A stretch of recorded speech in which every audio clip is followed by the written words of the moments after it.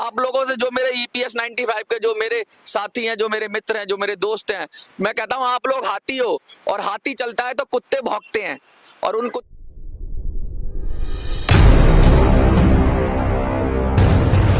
कुछ तो लोग कहेंगे, लोगों का काम है कहना, छोड़ो बेकार की बातों में कहीं बीत ना जाए रहना। नमस्कार साथियों, मैं मनोज स्वराजी स्वागत करता हूं आपका मिनी संसद के मंच पे। और आज हम जो बात करेंगे EPS की, EPS 95 के बारे में। जिस तरीके से आंदोलन ने जोर पकड़ा और जिस तरीके से दिल्ली फतेह की हम लोग तैयारी कर रहे हैं और उसमें नए नए आयाम जुड़ रहे हैं। सबसे पहले मैं लातूर टीम का धन्यवाद करूंगा, जिन्होंने कहा है कि 25 लोग तैयार हो गए दिल्ली चलो, दिल्ली आने के लिए। तो लातूर धन्यवाद। दूसरे नंबर पे कैलकाटा से भी करीब 50 के करीब लोग तैयार हो गए हैं, तो कैलकाटा वालों को भी कहूंगा धन्यवाद। तीसरा नंबर गुड़गांव टीम ने 25 लोगों के लिए कहा है कि 25 गुड़गांव से आएंगे, तो गुड़गांव का धन्यवाद। और चौथी जो मैं बात कहूंगा वो है हरियाणा के अंदर ही, गुड़गांव के अंदर ही, गुड़गांव से थोड़ा सा आगे जो हरियाणा की एक और टीम है जो आपकी रोहतक के आसपास की टीम है, वो कह रही है कि वो भी अब तैयारी कर रहे हैं, लोगों को जोड़ रहे हैं। तो आप जैसे जैसे, और ये आप सब पूछ रहे हैं मुझसे कि दिल्ली कब चलना है, दिल्ली कब चलना है, दिल्ली कब चलना है। बताऊंगा सर आपको, दिल्ली आना है, पूरी ताकत के साथ आना है, पूरी शिद्दत के साथ आना है। और लोगों ने वो टीमें बनाना शुरू कर दिया है, तो आप भी अपनी टीमें बनाना शुरू कर लीजिए, अपने लोगों से बात कर लीजिए, अपना ग्रुप बनाना शुरू कर लीजिए अपने जिले में। और सबसे पहले महाराष्ट्र को सलाम कि वहां से टीम आएगी, तो मैं आपको डेट और टाइम बताऊंगा कि कब दिल्ली आना है।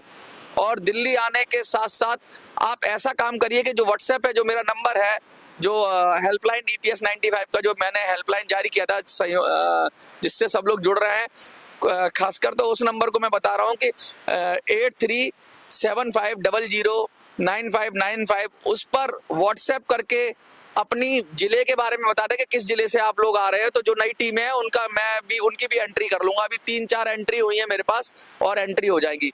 दूसरा, जो हम कह रहे थे कि प्रस्तावकों का काम, वो पूरा हो गया है, प्रस्तावक पूरे हो गए हैं, तो बहुत बहुत धन्यवाद। जैसे ही मैंने वीडियो डाला 70 लोगों ने प्रस्ताव 70 से भी ज्यादा लोगों ने कर दिया, तो आप सबका धन्यवाद। कल के वीडियो से अपार सफलता मिली, और उसको कहते हैं ना कि जब इतनी सफलता मिलती है और इतना तेजी से हम लोग आगे बढ़ते हैं, तो ऐसा है, इधर उधर से बातें उठेंगी। अब आपके पड़ोस में कोई आपको उल्टा सीधा बोल सकता है, आपका साथी कोई आपको उल्टा सीधा बोल सकता है, बहुत से लोग कहेंगे, कुछ भी कह सकते हैं आपको, लेकिन आपको हारना नहीं है, आपको घबराना नहीं है। आपका मनोबल भी कमजोर करने के लिए बहुत सारे लोग आ जाएंगे, आपको तरह तरह के ताने भी देंगे, लेकिन अपने मनोबल को आपको पूरा अपना कंट्रोल करके रखना है, हिम्मत को बना के रखना है। और जब आह्वान होगा दिल्ली चलो का, तो सबको आना है और लोकतंत्र के महापर्व में शामिल होना है।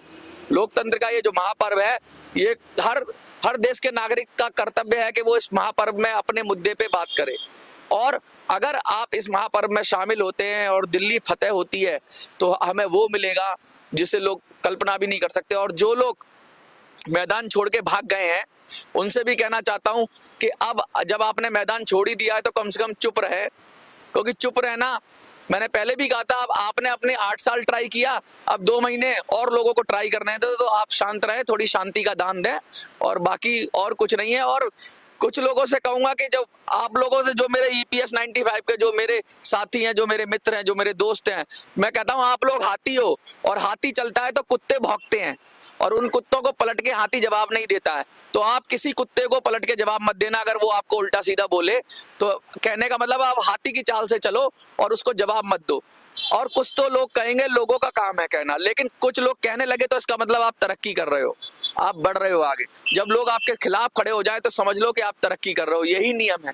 और आने दो, मैदान में जो आ रहा है आने दो भाई, तू अपने तरीके से कर ले या हम अपने तरीके से कर ले। लेकिन एक खुशखबरी मैं देना चाहता हूँ, ये तो हो गई बात, ये तो दिल की बात होती है, दिल से करनी चाहिए। बहुत सारे लोग फोन करते हैं, पूछते हैं, बात करते हैं, मनोज भाई क्या करें, कैसे करें। और मुझे क्या बोलते हैं, दादा, बंगाली में क्या बोला था, दादा, हाँ दादा बोलते हैं। भाई मैं दादा नहीं हूँ, मैं तो बच्चा हूँ आपका। मुझे को बोलते हैं बंगाल से, कलकत्ता से कॉल आया, तो मुझे मनोज दादा बोला, तो मैंने कहा मैं दादा नहीं हूँ, मैं तो बच्चा हूँ, और मैं आपके बेटे के समान हूँ, क्योंकि सारे बुजुर्ग हैं।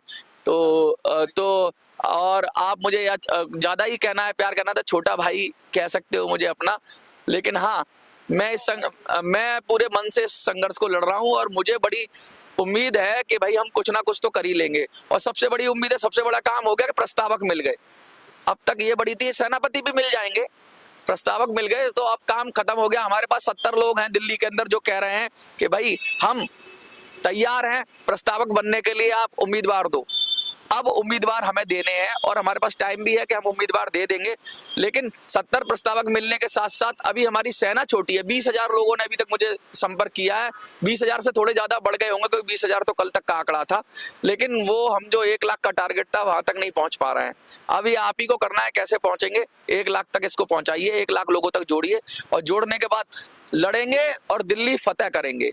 और एक व्यक्ति का कॉल आया, लोगों के मन में हताशा भी हो जाती है कि हम क्या कर लेंगे। तो मैंने फिर वह दोहरा रहा हूँ कि अगर हम 7 सीटें जीत लेंगे तो चाहे बीजेपी की भी गवर्नमेंट हो, चाहे कांग्रेस की गवर्नमेंट हो, चाहे यूपीए की हो, चाहे एनडीए की हो, कोई भी गवर्नमेंट बिगर हमारे समर्थन के नहीं बनेगी। और हमारा जो समर्थन लेना चाहता है वो ओआरओपी का काम करेगा और ईपीएस 95 का काम करेगा, क्योंकि ओआरओपी वाले भी जुड़ गए हम लोगों से। तो जो भाई पूर्व सैनिकों की जो विसंगतियां हैं, मैं पूर्व सैनिकों के बारे में बोलना चाहूंगा थोड़ा सा। पूर्व सैनिक हैं जिन्होंने अपना जीवन लगा दिया, उनको ओआरओपी मिला, लेकिन क्या हुआ, ओआरओपी के अंदर उनकी पेंशन का ज्यादा से ज्यादा पैसा है ना अफसर लोग खा गए। तो और अपनी तो पेंशन बढ़ा ली, लेकिन विधवाओं की, सैनिकों की पेंशन नहीं बढ़ाई। एमएसपी की बात करें, पूर्व सैनिकों की एमएसपी होता है जो रिस्क भत्ता होता है, वो रिस्क भत्ता भी जो उनको फौजियों को कम मिला और ऐसे लोगों को मिल गया जिनका कोई मतलब जो जिनको रिस्क फैक्टर नहीं है, बहुत सारी उनकी भी परेशानी है और उनकी पेंशन की भी बात है। तो ईपीएस 95 और ओआरओपी जब ये दोनों मिल गया तो हमारा बल हो गया कि 2 पहिए हो गए गाड़ी के। मैंने कहा था ना एक तीसरी बात मैं करूंगा आज। अब मैं आपसे फिर से एक बार पूछूंगा, अगर आप यस करेंगे तो मैं उनको जोड़ूंगा। अब वैसे तो आप लोगों को पता ही है कि हमारे कमेंट में भी बहुत सारे लोग ओल्ड पेंशन स्कीम की मांग कर रहे हैं। वो भी बुजुर्ग लोग हैं, जो सरकारी क्षेत्र में जो लोग हैं उनको क्या करा सरकार ने कि पुरानी पेंशन योजना हटा के नई पेंशन योजना दे दी। और नई पेंशन योजना को मार्केट से लिंक कर दिया गया है, यानी शेयर मार्केट में उनका पैसा लगता है, उनका भविष्य शेयर मार्केट के हवाले है। शेयर मार्केट कभी भी धड़ाम हो सकता है। तो वो लोग कह रहे हैं भाई हमें नई पेंशन नहीं चाहिए, आपकी कितनी भी अच्छी पेंशन हो, हमें नई पेंशन नहीं चाहिए, हमें पुरानी पेंशन चाहिए। ऐसे लोग भी देश में लाखों की संख्या में। और वो कह रहे हैं कि भाई जब पेंशन का ही मुद्दा है, बुजुर्गों का मुद्दा है, तो हमें क्यों छोड़ रहे हो अकेला, हमें भी साथ ले लो। तो मैं अब पूछना चाहता हूं आपसे कि आपने ईपीएस 95 वालों ने कामगार को ले लिया, ठीक है, हम सब कामगार है, कामगार को एक साथ ले लिया, आपने उस पर भी रजामंदी जता दी। किस पर? फौजियों पर, पूर्व सैनिकों पे, ओआरओपी वालों को भी साथ ले लो।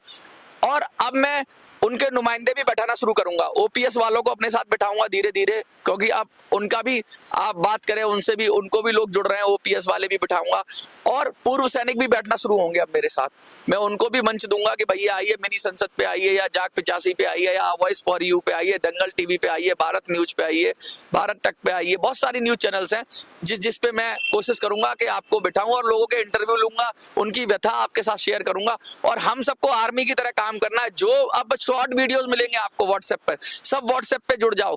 जो नंबर है 8375009595, उस पर मिस कॉल करो, उस पर व्हाट्सएप पे हाई लिख दो, या हेलो लिख दो, या नमस्ते लिख दो, या सलाम लिख दो, जो लिखना जिस भाषा में लिखना है लिख दो।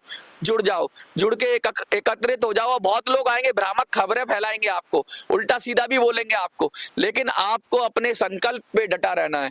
संकल्प जिस इंसान के पास नहीं होता, हार जीत तो ईश्वर के हाथ में है, हार जीत तो खुदा के हाथ में है, लेकिन संकल्प आपके हाथ में है। संकल्प आप पूरा करो, संघर्ष करो और फतेह होगी, जीत होगी, और जीत निश्चित होगी। क्योंकि जो जो हमने अभी तक संकल्प किया पूरा किया। हमने 2000 लोगों की टीम बनाने की बात की, हमने बना ली। फिर हमने 1 लाख की बात की, हम 20,000 तक पहुंच गए, 25,000 तक पहुंच जाएंगे 1-2 दिन के अंदर।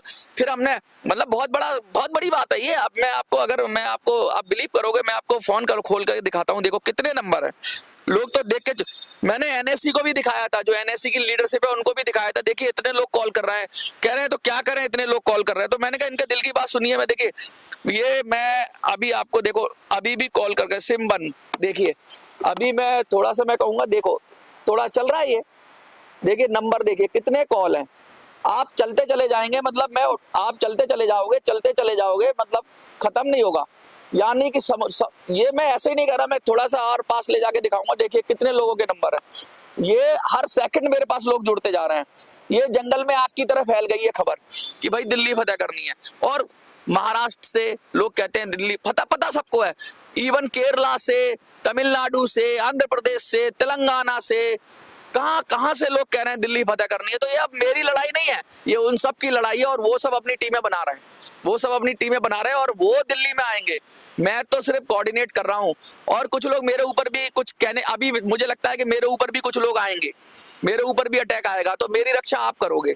अगर कोई मुझे कुछ बोलेगा तो मैं उनको पलट के नहीं बोलूंगा, ये आपको जवाब देना है कि भाई मनोज ने क्या किया। एक बात ही तो कही, अगर बात कहना लोकतंत्र में अपना आइडिया शेयर करना गुनाह है तो मैं ये गुनाह करता रहूंगा, बराबर करता रहूंगा, क्योंकि मैंने आपसे कुछ नहीं मांगा। मैंने सिर्फ आपसे ये कहा है कि मैं एक आइडिया शेयर कर रहा हूं और आपने यस किया तो आपकी रजामंदी से आइडिया शेयर किया और आपने उसको अप्रोच किया, आपने उसको समर्थन दिया, तो ये मेरा आइडिया नहीं है, अब ये हम सब का आइडिया है। और हम सब के आइडिया को जो भी सवाल उठाना चाहता है उससे कहेंगे कि भाई अपना आइडिया तू कर ले, तुझे जिससे मिलता है अपने तरीके से तू पाले। अगर तुझे पेंशन मिलती है, हमारे पास तो हमें तो यही तरीका आता है। लोकतंत्र में सबसे बड़ा तरीका यह है कि लोग सेवक बनाओ अपने और अपने लोग बनाओ। भाई बीजेपी का बंदा हमारा काम क्यों करेगा? क्या उसने ईपीएस के नाम पे वोट लिया है, ईपीएस 95 के, या ओआरओपी के नाम पे वोट लिया है? कांग्रेस का बंदा क्यों करेगा? जो हमारे मुद्दों पे जाएगा वही बंदा हमारा काम करेगा और हमारा अपना बंदा ही हमारा काम करेगा। तो हमें अपना बंदा चाहिए और अपने बंदे को ही रखना है और अपने बंदे के ही समर्थन से हमें जंग जीतनी है। अब आप लिखोगे कमेंट में कि क्या हमें ओपीएस के जो समर्थक हैं, जो एनपीएस के जो विरोधी हैं, ओल्ड पेंशन स्कीम के जो समर्थक हैं, क्या इतने बड़े सरकारी कर्मचारियों के, पूर्व सरकारी कर्मचारी बुजुर्गों को भी शामिल कर लेना चाहिए? अगर तो कि पेंशन उनकी भी है, वो भी बुजुर्ग है, उनके साथ भी उनका भी जो पैसा है, गाड़ी कमाई है पेंशन की, उसको बाजार के हवाले कर दिया जा रहा है। पता लगा कि 1200 पेंशन आई, 1500 पेंशन आई, उनका भी हाल ईपीएस 95 की तरह ना हो जाए। ओल्ड पेंशन में तो वो बचे हुए हैं, लेकिन अगर नई पेंशन आ गई तो उनका भी हाल, कोई व्यापारी है लॉस भी हो जाता है उसका और प्रॉफिट भी हो जाता है। अगर शेयर मार्केट नीचे गिर गई तो पता लगा कि सबका पेंशन का पैसा डूब गया, यस, तो उसकी सिक्योरिटी कौन लेगा? पेंशन तो गारंटी है, बुढ़ापे की लाठी है और उस लाठी को तोड़ देंगे तो क्या होगा? तो उस बुढ़ापे की लाठी को बचाना है, वो चाहे सरकारी कर्मचारी हो, चाहे वो पूर्व सैनिक हो, चाहे वो ईपीएस 95 के हो। तो आप लिख देना, अगर हमें जो ओल्ड पेंशन स्कीम ओपीएस को भी शामिल करना है। बहुत लोग मेरे इसमें कमेंट कर रहे थे कि ओपीएस को शामिल करो, ओपीएस को शामिल करो, और कुछ लोग मुझसे मिलने आए पर्सनली, उन्होंने कहा अब मैं आपकी ये बॉल आपके कोर्ट में है कि आप क्या कहते हो। अगर यस आया तो ओपीएस भी हमारा शामिल हो जाएगा। हमारे पास 3 पिलर हो जाएंगे, चौथा पिलर और हम ऐड करेंगे इसके अंदर। तो हमारे पास तीनों पेंशन से जुड़े मुद्दे हैं, तीनों बुजुर्गों से जुड़े मुद्दे हैं और बुजुर्गों का सम्मान यानी देश का सम्मान। वो बुजुर्ग चाहे सेना का हो, चाहे वो कामगार हो, चाहे सरकारी कर्मचारी हो, तीनों बुजुर्ग हमारे साथ मिलेंगे तो लड़ेंगे और जीतेंगे। तो आप बता देना, ओपीएस शामिल करना है तो यस और नहीं करना है तो नो। देखते रहिए मिनी संसद।